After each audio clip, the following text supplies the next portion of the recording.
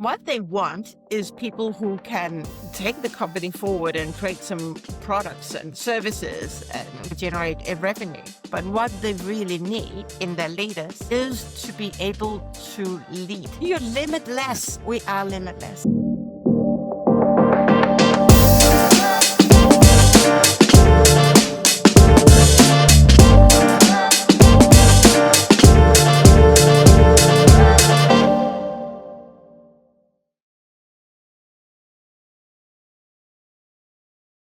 Hello, everyone out there. This is Unfiltered Conversations, and we have a special guest with us. I call her the strategic scaling up, upscaling queen of HR. She's going to introduce herself and tell us more about herself and how she's able to help businesses and people not only scale, but understanding everything when it comes to human resources, strategic thinking, and moving forward and stability. But let me let her introduce herself. Camilla, how you doing today? And Michael, I'm doing really amazing. Thanks for having me. No problem. No problem. You know, one thing I did a lot of research on you, and I noticed when you talk a lot about working in corporate. What is one thing that you see in corporate, especially with all these Fortune 500 companies, that they need when it comes to just leadership and all? Oh, I love that question. What do they need? And I love that because it's a distinction between what they want and what they need. I learned that from deep personal development and coaching. What they want is people who can take the company forward and create some products and services and generate a revenue. But what they really need in their leaders is to be able to lead and be able to not only lead themselves, but to see what is really going on so that they can unleash the full potential in all the team members. Because what oftentimes happens, Michael, is that they are more focused on the KPIs. We are more focused on being a transactional leader and really being a transformational leader, which means being really present and reading the room. That's what they need, but we're not really being taught how to do that. So that's part of my journey and my mission. Wow. And so with that mission, do you actually see a lot of different emotional as well as personality archetypes that kind of drive what it is, the sections, and also in companies, like how they influence their employees or anything of that nature? But that is a broad question. Yeah. And if I were so where are we going? May I just double down on this? And or do you have something specific in mind? I would say no, not necessarily. So, like for me, like I'm a big fan of Simon Sinek and how he kind of broke everything down.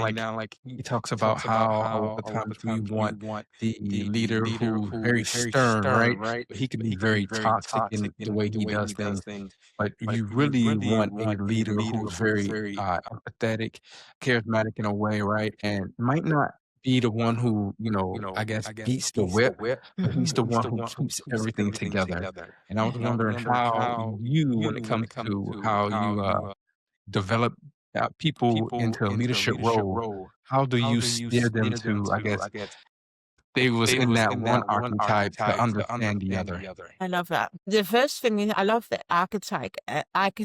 And what is the archetype that people come in when they come into my role? I think I see two archetypes. There's one archetype. This is really interesting. I haven't really thought about it like that in the archetype. But there's one archetype where they just want help. Yeah. But they're not willing to do the deep inner work. And we cannot, you probably heard that's where I'm also a fan of my Simon Sinek, is that what got you here won't get you there. But they're just thinking that they're going to do more. But that doesn't get you to the next level. And that what got you here won't take you there. Took me a long overnight sleep. I didn't understand that. But it really means that you get to shift who you are. So that is one archetype. And that's it's more challenging to work with because it's not just more tools, but it's actually shifting. but the archetype that's really doing quantum leaps week after week after week, those are the ones who are vulnerable. And this is my body responding now, because who you are is a set of, like Bob Proctor, the paradigm. And our paradigm is also shaped from our parents. The beliefs that they instilled in us, what happened when we were children. That's part of your blueprint signature, your nervous system blueprint signature. And those come in and being so vulnerable, and they call it being in therapy. I'm not a therapist, but they never understood why they are blocking themselves or why they're stepping on their own toes. And they become recognized. Not only do they feel more inner peace and really tell me, what do I not see? Here's what's interesting, Michael. They are being recognized in their own workplace as one of the few leaders who are truly an emotional, intelligent leader, or a leader with high EQ. That's what I think is really, really interesting, when they're being recognized as one of the leaders with EQ, even though they may not have the title, because I say, ditch the title. It has nothing to do with that. Just serve. And that's really interesting. Wow. So how do you get someone to buy in to serve, even if they don't have that title about as a leader? Oh, I love that. Over the years, I now have a model I call the facilitator of change. And I was almost taking my whiteboard. But here's what happens, Michael. I'm interested how that lands in your world. We all want to be the trusted advisor. Yeah. But what happens is that we oftentimes give our power away, dim our light when we're in room with more dominant people. So what I help them understand is that if they do not want to dim their light, they have to embody that version who is a facilitator of change. And it's about giving yourself the permission not to have all the answers, because we've been trained to have all the answers. Yep. So the facilitator of change goes like this. You are in that room to serve who you are in that room to help become more successful. She has a problem. And you're the facilitator to helping him get from where she is right now to where she want to be. And your only mission in that conversation is to assess, what is it that you really need? I love your first question, want versus need. Where are they right now? What are their biggest fears that they don't even maybe have voiced before? And when you allow yourself to take on that role, title doesn't matter. Wow. That's very, very powerful. That's basically how you put that together. I'm wondering, because I see you a really big advocate of women in the industry as well. Like when a woman is like powerful and she says, "I'm fine," but she's not fine, and she's exhausted, but she's not speaking. How do you, I guess, get her to be more relatable and get out of that pattern of behavior that keeps her stagnant? I love that, because there's so many women who say I'm fine, and they are not. What I have become really masterful in, and I'm not done yet with my mastery development, but that is picking up energy. Yeah. And I call out with love. Like, two people say I'm fine, and then I am really fine. It's like, can you feel the difference? You hold yourself differently. It's like kind of screams out to me, are you fine because you're composed fine? Or are you actually deep within fine? And I help them connect with their inner world. And every time that's a coaching session, I call out, but if you're fine, what energy are you vibrating on? If you're fine, would you then focus on that? I had a conversation earlier this week, Michael, and there was some, may I share? Yeah, yes, please. She had some frictions with her mom. There was also some friction at work. Her manager was maternity leave or something, coming back after 7 weeks. This friction with her mom said, but I'm okay. How true is it that you're okay? Would your higher self act like this? Probably not. Exactly. And that's at the same time also, I just hope that she will not get angry at me with this leader coming back. Because now I have reorganized everything because it was so messy. Like if you're fine and then you say this, you're actually not fine. Yeah. You can't hear it yourself. But I'm pulling out and saying, how true is that? How true is that you are not scared that she comes back and gets angry? Because otherwise you wouldn't put it like that. That is true. And man, I love how you approach those issues, especially might be deeply rooted. And I noticed, like, even just talking with you now, how like there are problems where we have at home that affects us at work, and how we treat others at work as well, right? And it seems like a lot of your baseline is basically getting that fundamental, I guess, what's that emotional baggage that they're carrying to help them become a better, I guess, advocate at work. How long do you usually work with people to get them to recognize and fix those issues? Because I think isn't it the difference between I recognize I have a problem and now I'm going to take the time to fix the problem? Oh, I love that. So it really depends on who you are. That the archetypes, I love how this conversation flows, because the archetype, the one who carries the shield, she is not ready to look within. And she protects, and she most likely will not benefit as much as those who are ready. And those who are ready, Michael, is like my body's responding now. In less than 5 or 10 minutes in a coaching session, we can go like so deep. That is, I can't remember if Proctor who says that, but it's the awakening or the awareness that is a shift. Yeah.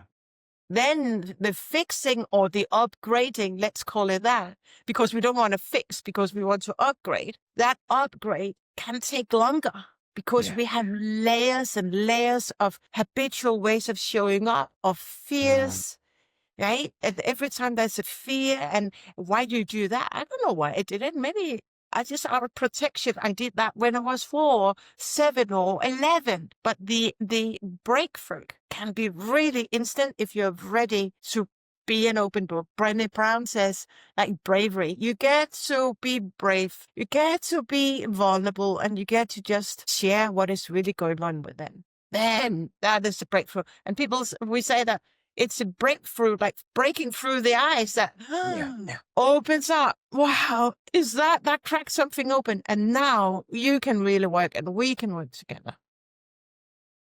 How does that land? Say again? How does that land? Oh, perfect. And it connects to like I believe something you said when I was researching you. You are very famous for when you talk about staying calm in chaos. Basically, as a leader, what does that mean, staying calm actually in your body? So let's take the example of the client conversation I referred to just a few minutes ago. She was not calm within. She got permission. She's newly recruited in this role. She got permission from her VP to restructure, not reorg, restructure. And she got things in order from chaos to order. But then that middle manager who is not like, right, on maternity leave or being on leave, whatever that leave that is, she comes back and she's afraid how she will react. There's difference between respond and react. And so even though she knows she's done something amazing, she's afraid that comes from ego, right? That leader coming in, this is my territory, I don't want to do that. But she doesn't know where her leader is. And that's really very unhealthy, uncomfortable for both people, because what about then performance? Mhm. So we decided, let's see how we can build a program so we can Yeah. help you scale. Because what she really wants is to feel calm within. And if that leader then reacts, then respond and say, I mean, thank you so much for seeing the chaos and for organizing that into something that speeds up performance, then that's it. But if she reacts, and you can hold the room for her because you are calm, then you know that you don't think that's for the greater good. So we want to understand. I specifically asked her, Michael, to speed up because she wants to seek sponsorship and sponsor approval. Mhm. What is really going on? Like, Mm. where are you tense? What is your body? When you think about this leader, Mhm. how is your body responding? Is your jaws tense? Are your shoulders closing tense as well? So that's some of the homework I gave her to move forward, because then that's very easy where you're not calm and where you are calm. What leaders show up when? So I would like to ask you, like, when you're talking with potential leaders or just leaders in general, right? What do you tell them to focus on? Being liked, being respected, or being trusted? I love her. Let's talk it like respected, trusted. That's kind of two poles, and I want to, if I may, just talk Yeah, about yeah. it. Most people go to work or even in private setting to be in that room to be liked, because that's from ego. We all have ego mind Yes. protecting us. I want not to be alone. I want to belong to something. Mhm. So it's better to be liked than to be you. But oftentimes what I learned, Michael, the hard way is that when we are liked, how many masks do you wear? What? What? Yeah, because you're trying, what's it called? They call it people pleasing. Yeah, it's people pleasing, and you're never yourself. But who are you really? Right? You're not the mask. Yeah, who are you? So if you go in that room with a purpose to serve, then it's not about liking. It's about setting you up for success. Mm. Then you carry yourself a very different way. Then it may, if the first time you try it out, there may be some friction because you're experimenting with asking some questions. But that's how you go in and create your brand as a trusted advisor, where you're being respected for how you carry yourself, even though I was asking you a question, you go, "Oh, are you to say that?" Right? I'm still, oh, this is my turn. I'm the king here. I'm the queen here, right? So Yep. I'm still calm. And people around you, and people report, clients report that back, see you, and then they pull you out and say, this is the first time you stayed that calm in that room. Then you're being respected. And then you build your brand, and then more people come to you as a trusted advisor because you say something to help other people succeed, not to help you succeed yourself. Wow. Wow. Okay. And that makes so much sense. Oh my goodness. That makes so much sense. Okay. What is servicing help is yeah, let's have this conversation. What are you thinking about right now?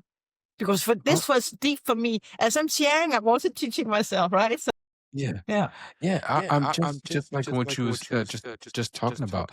Like, because to be honest, for me, sometimes I want to be liked, right? And then there's parts of me that say, I'm the boss, so I need to. I don't have to be liked at this moment, especially when I'm telling my subordinates, "Hey guys, we got to go do this. We got to go conquer over here," and they don't want to, right? And I'm like, "No, we have to." And so we might not like that they have to go do this, but I'm like, "Hey, along with them, respect me and the authority I have." And then there's parts of me that when we're facing something that's very challenging, unknown thing that we have never done before, we have no protocol for it, that they trust me, that I'm not just leading from the front, but I'm also with them, holding their hands, and we're getting through it together. and I'm not gonna throw them under the bus or leave them behind or blame them for a mistake that happens, especially when we're in a situation that is so unique to whatever we consistently do. So I was just like taking all that, and I was like, and how you were saying it, and I was like, yo, it makes so much sense how you're connecting those dots together, and it's like, yeah, I'm like, man, amazing. And it Yeah. reminds me of what you talked about before with your leadership philosophy. You talk about that framework of identity and leadership, and it's not like surface tactics. You really go into the heart and speak to the heart of somebody. What makes you wanna do that? That was a good. Yeah. What makes me, let me just sit with that because it's where to start. What makes me want to do that? Yeah. Okay, there is this mirror moment coming up. I was in this very unhealthy relationship, and now I know from my soul, I manifested that, but it was also the pivot moment that actually got me to where that we have this conversation today, and that amazing question. But why? And again, it's so interesting how this conversation supports like what we talked about before, because at home I was really suffering. When you suffer and you don't feel at ease and peace within, you are more aggressive at work. That's how it is. Because you're not, if you're whole, everything, the abundance, that's abundance. But with some department in your life is not working, that is so, that's, I don't want to use that word, that is stealing your energy and focus. So people quietly say, why are you so angry? I'm not angry. I just don't, right? Yeah. And I had to ask, what's my coach, what's really going on here? And we realized that it's because what happened in my private life. And with everything I have lived through, and what I now know is that the more we find inner peace, the more you enjoy life, the easier it is. And I can see from my 20 years in corporate, I just wish, Michael, someone had teach me and taught me what I learn now about not being a leader, but serving leaders who are more toxic, who, because hurt people. And I have indeed served some people who were really backstabbing me and, right? Because hurt people. So everything I lived through and what I know now as new tools, that is my big fire, or igniting my fire to help other people get those tools that I had to learn myself, because you cannot read them in a textbook. Yeah, you can't. Then help you not only succeed better and more exponentially in your career, but also have more space in your body and enjoy more of life. You know, it reminds me like when you're telling your story of things that you went through and how you wish you was taught. If you heard a young lady who is in let's say she's not even in a leadership role, but she has a lot of potential, so her boss or manager reaches out to you and they say, hey, she has a lot of potential. I want you to work with her if you can. And one thing you notice while you're listening to her, she says she feels trapped in responsibility. What is the first courageous conversation she needs to have with herself to, I guess, manage that you will have her go through? I don't know. And I don't think that the answer I gave you may not be the one. I hear this almost weekly. I would say daily. That I feel trapped. I feel trapped because of responsibilities, because of expectations on what to deliver. And it's not about having a more bossy conversation with your boss or being more assertive. It actually comes with, what are your boundaries? Why do you say yes to more tasks and you say no? Do you know what your top 3 priorities are? And if you do, why don't you prioritize them? So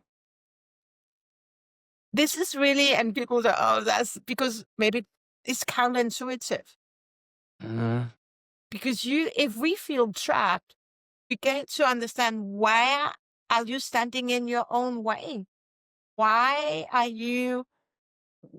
do you feel trapped? And then if you said yes to too many responsibilities, you get to say, I have too much. Be so open. I have too many tasks on my plate. It's impossible for me to deliver all this within this time. What is most important for you that I complete right now? But most people don't have that conversation. They just complain and they try to, they survive, and it impacts them and it burns them out. But actually you are both the cause and the effects. You get to step one step back and say, why are you then people pleasing? Why are you not having healthy boundaries for yourself? Yeah. Yeah, man. You know, that's and I'm just thinking, like, it sounds so simple, like the advice that you would give, how you would coach somebody through it. But I know it could be very exhausting, right? Because like you said, you hear this often. Everybody says they feel trapped, or a young lady says they feel trapped in their responsibilities, and you're just trying to help them, like, in just these simple ways regulate. What do you see mostly when it comes to leading? When I say leading, I'm talking about leaders shrinking in their duties. And does it cost them a lot to, I guess, not money-wise, but cost them a lot in their relationships, in their with their, employees, when it comes to their trust factor and their respect? It costs them a lot. And thanks for bringing that question, because it's so important. So when we people please, and we take on too much, and then we feel trapped, but we do it anyway. I do that because there's so many things showing up for me. What it costs them is not only performance, because you have too much and you're blaming the outer world, so you're leaking energy. And because you have so much and feel trapped, what happens is that you have no bandwidth. You're simply surviving within your body, and also because your nervous system, remember, we haven't said it here in this recording, but your nervous system is your strategy. So if your nervous system is surviving, also how you will look at things, how you will think, what questions you will ask will be lower level questions. It will not be higher questions, because you don't have the capacity within to relax and be really present. And what happens is that I see that so often, that's what we do the work in my world, is that they often end up being the doer, being the coordinator, the high level coordinator. I say, these are the data points. What do you think? Rather than actually stepping into the power of, these are the trends I see. This is what I have observed. These are the green flags. If we don't change that, then this will happen. But they don't see it because they are in survival mode, internally and externally. And it costs them relationship with the CEO, if they're C-level. It can cost them the job. It can cost them, it will create frictions at home. It can also be that you are suddenly ending up being a doer at work and not included in all the important meetings. And you wonder, why was I not included in that meeting? Good, right? And then you may delegate because you want to delegate, but you may not have the bandwidth to follow up on what is really going on. So it has a huge consequence. Yeah. We noticed through these Are you companies, still here? large, small, independent. Yes, can you hear me? Yeah, I but think we have I a think I had delay. it fall out. I don't know. I'm here. Yeah. Yeah. No, I was like, as you were saying that, I was like just ingesting all that. And I was like, man, it feels like these companies, big, small, intermediate companies, as they start building themselves, they kind of leave out human resources, right? Kind of leave out what it takes to have productive employees so that they can sell hopefully more, right? And be a productive company, right? So if a company came to you and said, "Hey, we're about to start this new company. It's going to be amazing, innovative, but we want you to write the playbook for our human resources, our leadership tools." What would you start with? Start a playbook. Well, so I think what most would start with would be the procedures, be the protocols, would be the subs, would be like, well, that's not what I would start with. I would start with what is our mission on corporate level and what is the culture that we need in order to fulfill that mission. And what are the building blocks in that culture? And here's something that is so interesting, Michael. I work with a lot of mostly women in C-level nature, and they do not feel safe with their peers. So how, now I'm a bit provocative here, but open reflection. How can we claim that we have a psychological safe environment when even not the CHRO feels safe? I don't know. I I mean, I would say really understanding your culture, right? That you're building and be willing to, I would say a lot of times, like, for me, when I go to a new section, take over a new section, I don't judge and I go really to basics. And what I mean by that, if I see the place being dirty, I'll be the one that's willing to get on my knees and clean it, like physically clean it, and really take notes down and listen and just don't provide any like advice, just really to chew it for at least a couple of weeks. Yeah. And it's not an easy process because, you know, we got work, we got deadlines, we got this, that, and the third. And I wanna I wanna have a space, especially because I have a lot of women employees, female employees. I want them to feel safe, that they're heard, that their needs are being addressed, and that their wants are concerns, right? Yeah. So, I think they say, and it's not an easy process. what if it was an easy process? What would change? You said if it was an easy process? Yeah, if it was an easy process, what needed to change to better so it was an easy process? I would say my willingness to be uncomfortable, you know, Tell me more. and just really like take my well, it's a book I love reading. It's called Ego is the Enemy. Say that. I'm so And a breaking. lot of Say times that again. What's the book? the book is called Ego is the Enemy. Ego is the enemy. I don't know that, but it is. Yeah. It's a fantastic book. It's by what's his name? Ryan Holiday. Okay. I'm going to look it up. And he talks about being, And basically staying in the uncomfortable. and it talks about humility, it talks about ego. One thing to how to beat ego is to acknowledge that you have one. A lot of times we want to say we don't have an ego, but we do. We take pride in certain things to hold it up, even if it's good for us or bad for us. And when you acknowledge that you do have an ego, you do a lot of things to you can do a lot of things to humble yourself. And so and I find that me humbling myself to my employees and in the process shows that I actually care for people and for people, not the process, but you know, like sometimes it doesn't go right all the time, but I'm willing to go through the fire with you. I'm sitting with it. I know it's not a coaching session at all. It's a conversation. But may I share what is showing up for me? Yes. Could it be that you, without you knowing, try to be another person when you're in that room rather than actually just being you and being relaxed? I would say that's a possibility because I'm the boss. So let's get the results, right? But one thing is the result. The results will come once we are so present and just are here for that greater good. I agree with that.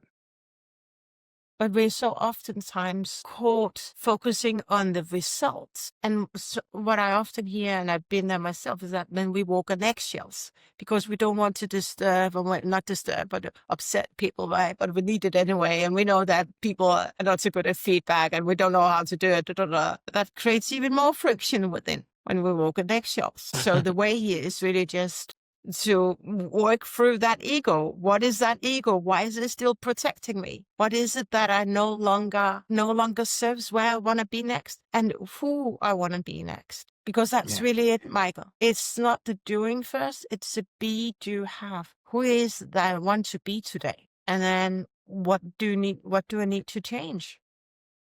That is the work. Really, basically. That's interesting how that got into that. Yeah. But the be, do, have. 100%. Yeah. If we don't change our beingness, the result won't change. Gotcha. So have the same kind of result, right?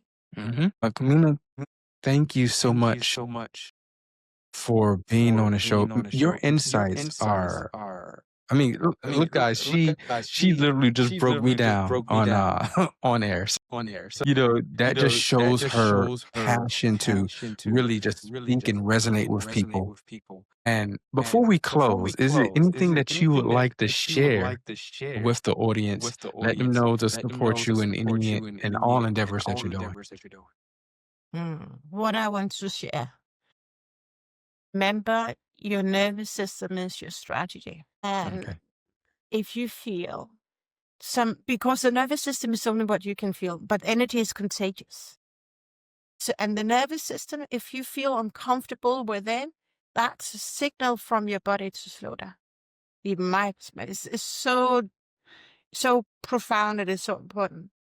And then be curious about what are the limiting beliefs. So really now, Michael, I know it's super short, but maybe if I just take one moment to explain. Because we hear in books that, well, a limiting belief, but that really is a belief that limits you. Be curious about all those limiting beliefs, all those fears that the ego mind comes up to protect you. You can't do that. You're limitless. We are limitless. So remember that. Set your nervous system up for success. Prepare for success. There's a book called The Game of Life, How to Live It by Florence Scovel-Shinn. And she says, prepare for success. Don't prepare for failure. And that your nervous system is your guidance. Yeah. Thank you so much for being on the show. I appreciate you so much. And man, this conversation is amazing. I would love to have you on the show again. Thank you so much for your time. Appreciate you. Thank you for having me, Michael. It's been a truly powerful and deep conversation. Not just you manifested before, right? This is going to be an amazing conversation. And it truly was. So thanks for having me. No problem. Hey, everyone out there, enjoy your day. Support Camilla. And also remember, unfiltered conversations with the unfiltered person. Peace.